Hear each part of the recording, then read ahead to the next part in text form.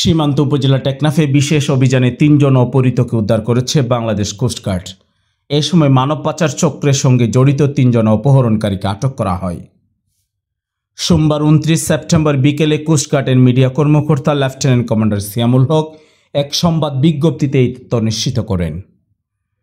তিনি বলেন, রবিবার ২৮ সেপ্টেম্বর রাত ১১টার দিকে কোস্টগার্ড আউটপোস্ট বাহারছড়া কর্তৃক টেকনাফ থানার বাহারছড়া কচ্ছপিয়া সরকারি প্রাথমিক বিদ্যালয় সংলগ্ন এলাকায় অভিযান পরিচালনা করা হয়।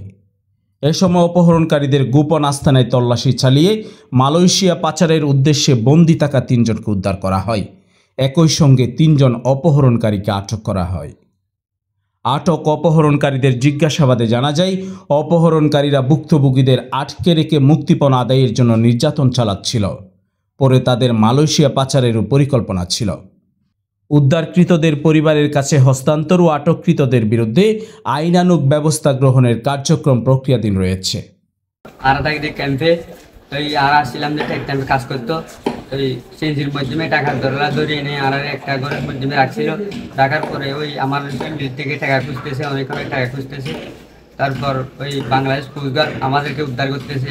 বাংলাদেশ কোস্টগার্ড থেকে আমাদেরকে অনেক অনেক ধন্যবাদ। আনোয়ার হোসেনের তথ্যচিত্রে নিউজ ডেস্ক, রূপান্তর।